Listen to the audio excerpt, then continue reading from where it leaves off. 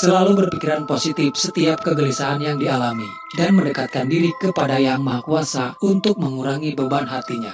Namun dalam setiap sholatnya, gangguan itu membuat dia tidak khusyuk. Terkadang dia lupa dengan rokaatnya sendiri, sampai-sampai dia juga merasa seperti ada makmum di belakangnya yang ikut sholat berjamaah dengan dirinya. Subuh itu Semedi, ayahnya, membangunkan Rahayu untuk menunaikan sholat subuh. Bangun, subuh dulu ayo.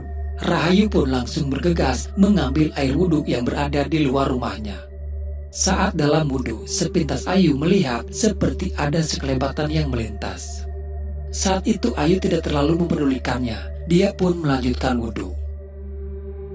Lalu menunaikan ibadah sholat subuh. Saat dalam menunaikan sholat, terlihat ada seseorang dengan menggunakan tergos sudah ada di dalam rumah mereka. Tak lama kemudian terdengar ada suara gaduh, diiringi erengan seperti suara orang kesakitan. Takut terjadi sesuatu, Ayu sedikit mempercepat sholatnya. Dia lalu bergegas menghampiri, dan betapa terkejutnya melihat sudah ada dua orang memakai tergos mengarahkan pisau itu ke leher ayahnya. Salah satu dari mereka mencoba untuk menghadang Rahayu. Di depan mata kepalanya sendiri, Ayu melihat kengerian terjadi kepada ayahnya. Rahayu sempat terlepas dan melawan. Dia juga menggigit pipi si orang tersebut. Namun Ayu yang hanya seorang wanita tidak bisa menghindari serangan sajam dari mereka. Ayu yang terluka dan kepalanya terbentur sudah tidak bisa lagi untuk melawan. Dia hanya bisa pasrah ketika melihat ayahnya dipenggal hingga kepalanya pun terputus. Pada tahun 1998 terjadi pembantaian kepada para dukun yang dilakukan oleh sekelompok orang tak dikenal dengan berpakaian ninja. Dan salah satu korbannya adalah Semedi, ayah Rahayu. 2 tahun setelah kejadian itu, Rahayu bersama Nuning yaitu ibunya dan adiknya kembali pulang kampung ke tempat kelahiran Rahayu yaitu di daerah Jetis. Tepatnya di sebuah pasar tradisional. Nuning dan Rahayu mendapatkan sebuah ruko warisan dari Semedi yang kini ruko tersebut menjadi tempat tinggal mereka. Walaupun Rahayu diwarisi beberapa ruko, namun mereka tidak mempunyai modal untuk membuka usaha lainnya. Untuk sekedar bertahan hidup, Rahayu bekerja menjadi penjaga toko busana miliknya Ibu Enda. Sedangkan Ninung, ibunya berjualan kembang di pasar tersebut. Semua warga di sana sudah tahu tentang cerita keluarga Rahayu, keluarga seorang dukun dengan tragedi mengerikan yang menimpa kepada Semedi. Kebetulan toko busana itu menjadi laris manis setelah Rahayu bekerja di sana. Prasangka buruk pun mulai terdengar dan ditujukan kepada Ayu. Riri, wanita yang menjaga toko sebelah, dan memfitnah kalau Ayu menggunakan penglaris sehingga dagangannya laris manis. Tapi untunglah Ayu tidak mempedulikan apa yang orang lain katakan kepada dirinya. Tak lama datang Ratman, seorang kuli panggul yang mengantarkan pesanan Ibu Enda. Dari sanalah Ratman mulai ada perasaan suka ketika dia melihat Rahayu. Sesudah Ayu pulang menjaga toko, di rumah ternyata di sana sudah ada tamu yaitu Pak D Sentot. Kedatangan Pak D hanya ingin memastikan mereka baik-baik saja. Tapi entah kenapa Ayu terlihat tidak terlalu senang dengan kedatangan Pak D menemui mereka. Malah Ayu cenderung lebih mengabaikan keberadaan Pak D. Diketahui kalau Pak D Sentot ini adalah kakak dari ayahnya Nuning. Berhubung ayah Nuning juga sudah tiada, Pak D Sentotlah orang yang kini dituakan. Dia juga menawarkan kepada Nuning dan Rahayu untuk tinggal di rumah Pak D saja. Namun Nuning menolak. Nuning lebih mengikuti keinginan Ayu untuk tinggal di sini karena hanya anak-anaklah yang Nuning miliki sekarang. Walaupun ternyata Rahayu ini sebenarnya bukanlah anak kandung Nuning guys, tapi Nuning sudah menganggap Rahayu seperti anak darah daging dia sendiri. Selain daripada itu, kedatangan Pak D ke sini hanya ingin menyampaikan amanat dari Semedi untuk menjual ruko ini. Niat Pak D baik sebenarnya. Dengan Nuning pindah dari sini, itu karena untuk menghindari prasangka buruk warga sekitar kepada keluarga Nuning. Kalau dilihat di area ruko ini sangat aneh. Seperti ruko-ruko yang sudah lama tak pernah ditempati dan jarang ditemukan ada orang lalu lalang. Tak jauh dari sana, Ayu mendatangi ruko rumah kediaman Mbah Surwo, bermaksud ingin memberikan makanan untuk si Mbah. Namun rumahnya yang terlihat tampak sepi. Tak sengaja, Ayu melihat ada sebuah tongkat ular yang tersimpan di lemari. Tongkat itu menarik perhatian Ayu. Dan saat Ayu mencoba untuk melihatnya lebih dekat, seketika Ayu diperlihatkan kepada kejadian di masa lalunya, di mana saat ibu aslinya meninggal dunia. Dan di saat itu Ayu bersembunyi di dalam lemari sembari ia memegang tongkat ular itu. Tak lama Mbah Surwo pun datang. Simba lalu berkata kalau tongkat itu pemberian dari mendiang ayahnya Rahayu. Semedi meminta si Mbah untuk menjaganya karena tongkat itu adalah tongkat yang berbahaya dan juga tongkat keramat. Mbah Surwo mengalihkan pembicaraan. Dia tahu kedatangan Pak Desentot dan tujuannya yang akan menjual ruko peninggalan Semedi. Dari si Mbah, Ayu juga jadi tahu kalau mendiang ayahnya mempunyai rumah lain yang kini rumah tersebut sudah diwakafkan menjadi sebuah musola. Dan musola itu berada tepat di belakang pasar. Di malam itu juga Ayu mendatangi musolanya, sembari dia yang akan menunaikan sholat maghrib pada malam itu. Kebetulan terlihat di sana juga ada seseorang yang sedang melaksanakan sholat.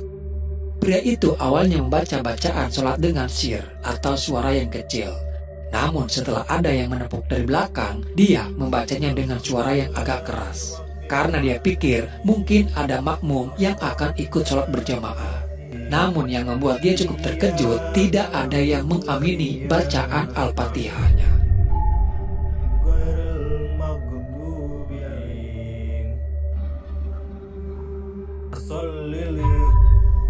Tak lama kemudian, gangguan mulai terjadi ketika lampu musola yang tiba-tiba padam.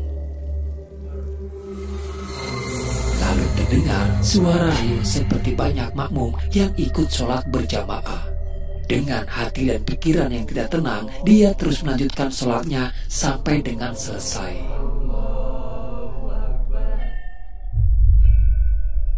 Dan saat dia menoleh ke arah belakang, ternyata dia hanya sendirian. Ayu dikejutkan ketika pria itu berlari terbirit-birit keluar dari musola. Ayu tidak tahu kalau orang itu ketakutan karena mendapati gangguan dari jin. Dia masih yang akan menunaikan sholat di dalam musola, walaupun pada saat itu auranya memang agak terasa berbeda. Ayu kembali menghidupkan lampu lalu memulai sholatnya.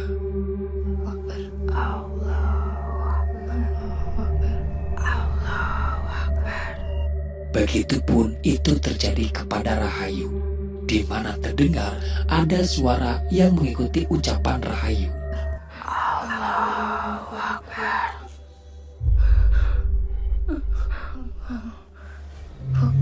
Dan terlihat kini sudah banyak makmum yang ikut sholat berjamaah. Walaupun Ayu sudah sangat ketakutan, namun dia berusaha untuk tetap menyelesaikan sholatnya.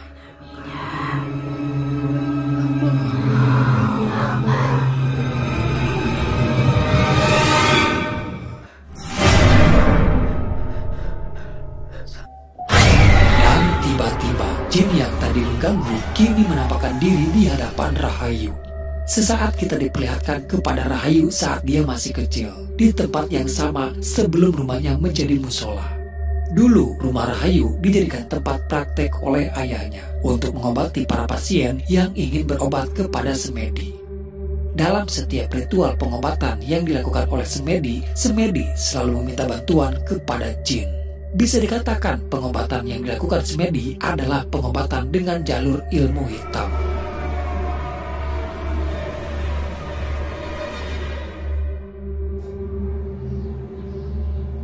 Rahayu sudah tidak tahan lagi dengan ucapan diri yang sudah terlewat batas. Tiba-tiba Ayu kerasukan dan langsung menyerang Riri.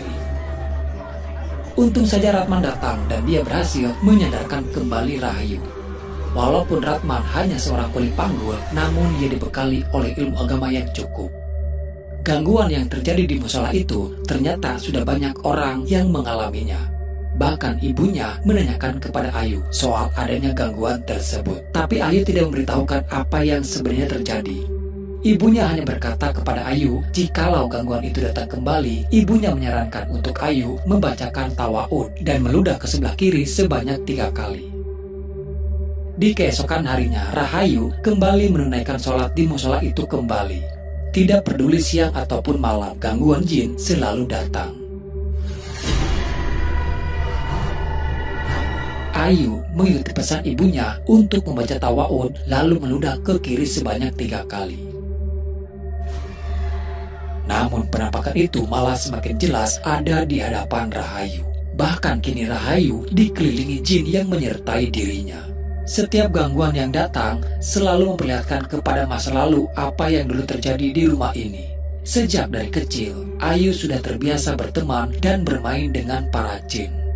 Sampai suatu ketika, Ayu mulai kerasukan hingga dia tak sadarkan diri. Ternyata kemampuan semedi yang bisa berkomunikasi dan mengendalikan para jin itu juga menurun kepada Rahayu. Rahayu mempunyai kemampuan seperti ayahnya. Bahkan kemampuan Rahayu melebihi kemampuan yang dimiliki oleh semedi. Saat itu kerasukan Ayu sudah tidak bisa lagi terkendali. Semedi meminta bantuan kepada Pak De Sentot untuk meruqyah Rahayu. Rahayu bisa disembuhkan asal dengan satu syarat, yaitu semedi harus melepaskan kemampuan yang ada dalam dirinya. Dan dia harus kembali bersih, tidak lagi bersekutu dengan para jin. Pembicaraan antara Rahayu dengan ibunya. Ketidaksukaan Rahayu kepada Pak De Sentot dilatar belakangi karena Rahayu menganggap Pak De Sentot ingin menguasai seluruh harta warisan ayahnya. Nuning pun tak menduga bisa-bisanya Rahayu berpikiran seperti itu. Setiap kegelisahan yang dialami Rahayu, dia selalu berpikiran positif dan selalu mendekatkan dirinya kepada Sang Pencipta. Rahayu kembali ke musola untuk menunaikan kewajibannya. Kebetulan di sana ada Ratman yang telah selesai menunaikan sholat. Semakin Rahayu mencoba untuk khusyuk, semakin kuat gangguan itu menghampiri dirinya.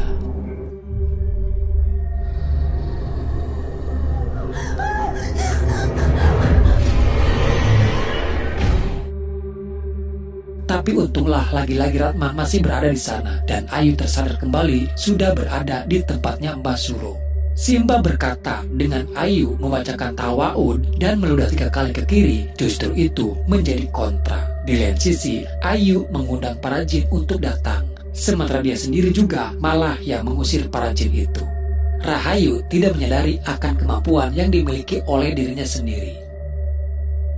Adu mulut terjadi kembali dan kini ibunya Riri yang menuduh Nuning menggunakan ajian penglaris. Keributan terjadi hingga ibu Riri malah menumpahkan dagangan Nuning.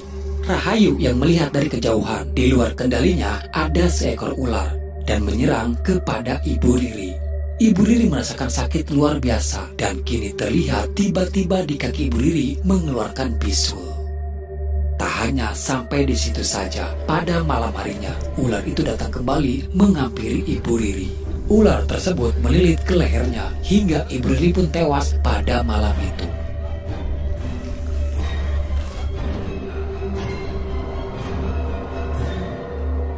Tentu saja apa yang terjadi kepada Ibu Riri membuat gempar warga. Warga pun menjadi curiga dan menuduh kalau itu kiriman santet yang dilakukan keluarga Nuning.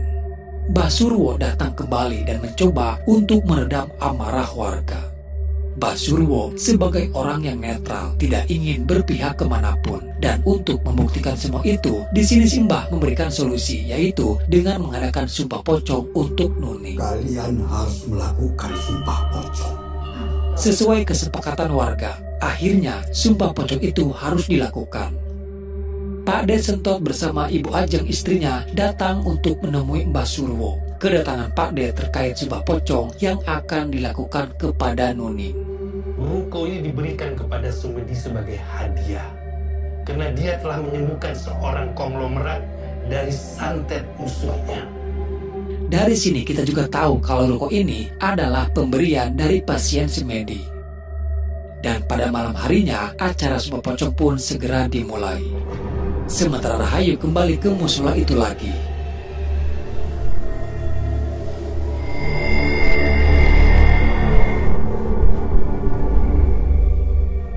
Ikuti kata-kata saya. Allahu Akbar. Saya bersumpah Tidak melakukan santet. tidak melakukan santet. Kalau memang saya melakukannya,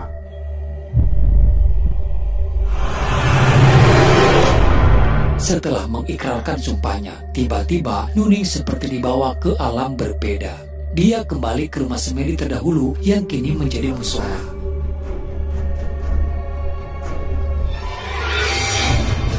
Seperti biasa, setiap sholatnya Rahayu selalu didatangi oleh makhluk dari bangsa jin.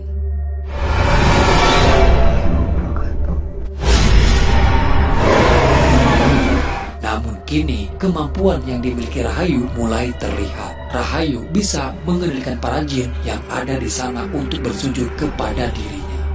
Lalu terlihat ada sesuatu yang mulai merasuki ke dalam tubuhnya Rahayu. Kejadian tersebut dilihat langsung oleh Nuning, di mana Ayu kini sudah mulai berubah.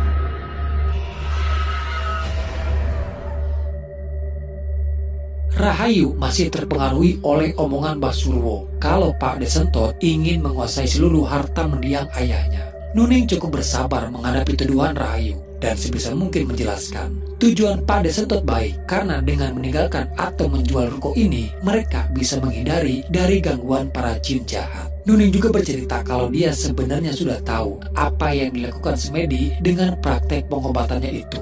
Harus diakui, memang pengobatan, pesugihan, penglaris yang dilakukan semedi sangat manjur untuk menangani para pasiennya. Namun harus digarisbawahi, pengobatan yang dilakukan semedi melalui jalan kemusyrikan, yaitu dibantu oleh para jin. Dan itu tidak gratis, akan ada sesuatu hal yang harus dikorbankan.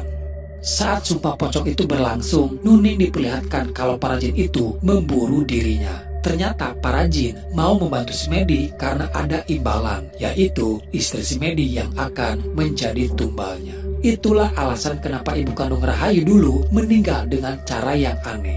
Rahayu lalu bertanya, lantas kenapa Nuning masih selamat sampai dengan sekarang? Nuning menjawab, karena para jin itu tunduk kepada Rahayu. Dan ketika Nuning menyebut kata-kata iblis, tiba-tiba Rahayu berubah, matanya menjadi menghitam.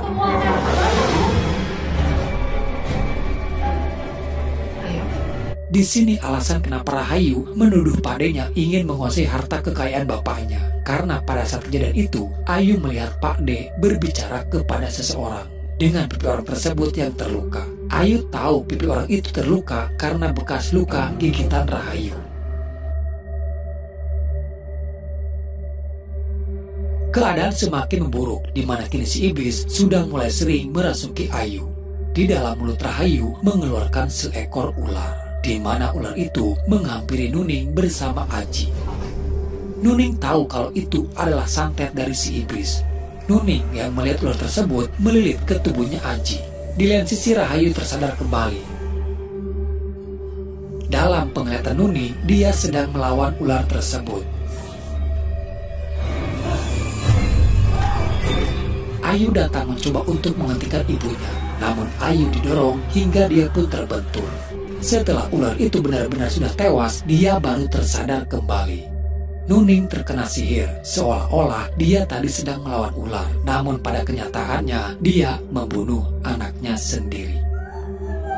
Rasa penyesalan dan putus asa mulai timbul dalam hati Nuning. Dan itu kini dimanfaatkan kembali oleh si iblis.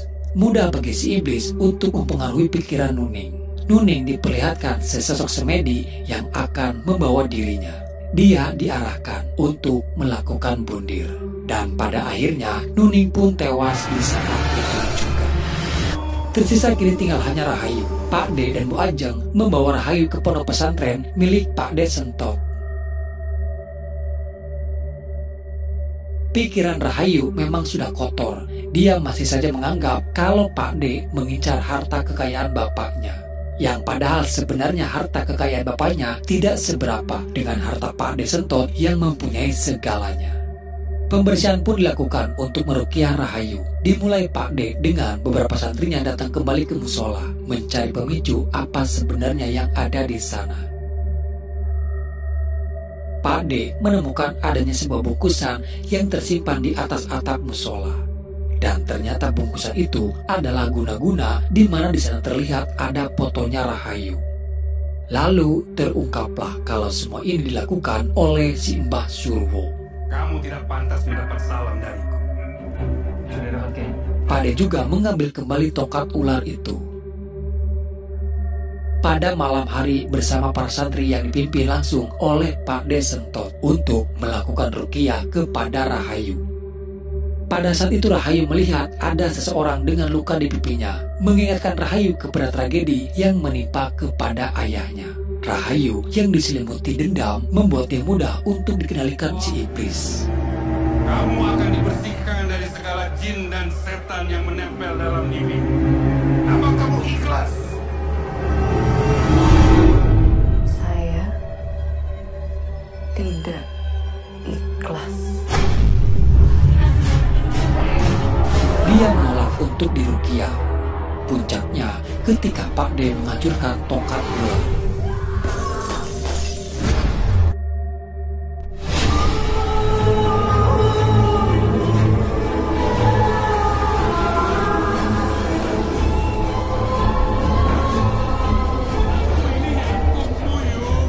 Rahayu ingin tahu siapa sebenarnya yang telah membunuh ayahnya. Awalnya Rahayu menuduh Pak D lah yang telah merencanakan pembunuhan terhadap ayahnya karena dia melihat Pak D bersama orang itu. Namun Pak D membantah tuduhan tersebut dan di sini semuanya terbongkar kalau ternyata Basurwo lah yang menjadi dalang di balik semua ini.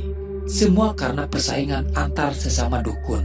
Basurwo merasa tersaingi atas kemampuan yang dimiliki Semedi. Semua langganan pasiennya berpindah kepada Semedi. Padahal Semedi sendiri sebenarnya adalah murid didiknya Basurwo. Lalu Surwo merencanakan untuk melenyapkan Semedi. Dia mengajak 2 orang dalam rencana tersebut dan salah satu dari mereka adalah Wahid, anaknya Pak D Sentot sendiri. Surwo tahu kemampuan yang dimiliki oleh Rahayu. Di sini dia yang akan memanfaatkan Rahayu untuk dia jadikan pembantu dalam menyembuhkan para pasiennya nanti. Setelah tragedi itu, Wahid sangat menyesali atas perbuatannya karena sudah mengikuti rencana tersebut. Dia sendiri tidak tahu kalau Basurwo berencana yang akan membunuh Semedi. Bukan Wahid yang melakukan pembunuhan itu. Dia hanya menghadang Rahayu pada saat itu. Terlihat kini Wahid yang kerasukan. Dia datang menghampiri dan langsung menyerang ayahnya sendiri. Tidak ada yang bisa menghentikan Wahid pada saat itu. Hingga akhirnya Pak D Sentot pun tewas. Begitu juga Wahid yang sudah mulai putus asa, hilang harapan, berakhir dengan mengakhiri hidupnya sendiri. Dan terakhir iblis yang merasuki Rahayu menyerang kepada Ibu Ajeng. Tapi Ibu Ajeng berhasil menghadang dan membacakan ayat kursi kepada Rahayu.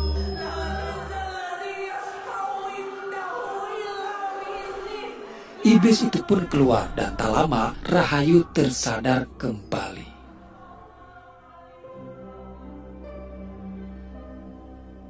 Pada kenyataannya, jin Kanzab itu ada. Kanzab hanya menggoda manusia saat dalam melakukan sholat. Si iblis menunggangi jin Kanzab untuk bisa masuk ke dalam tubuhnya Rahayu.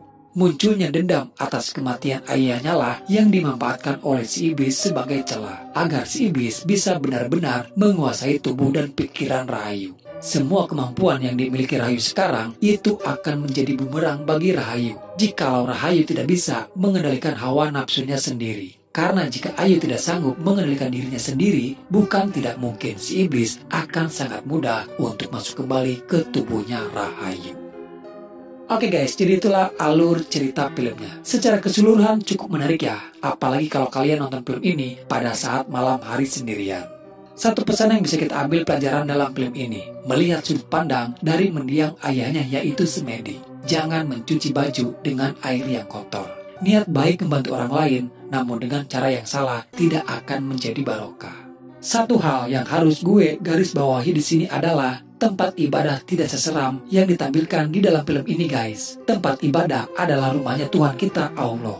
Jadi saya kurang begitu setuju guys, tempat ibadah ditampilkan seperti yang ada di film ini. Tempat ibadah harusnya menjadi pelindung bagi umat yang menyembah kepada Tuhannya. Oke, mungkin sampai di sini dulu ya ceritanya. Semoga apa yang menceritakan bisa sedikit menghibur dan menemani kegabutan kalian. Sampai jumpa di video selanjutnya.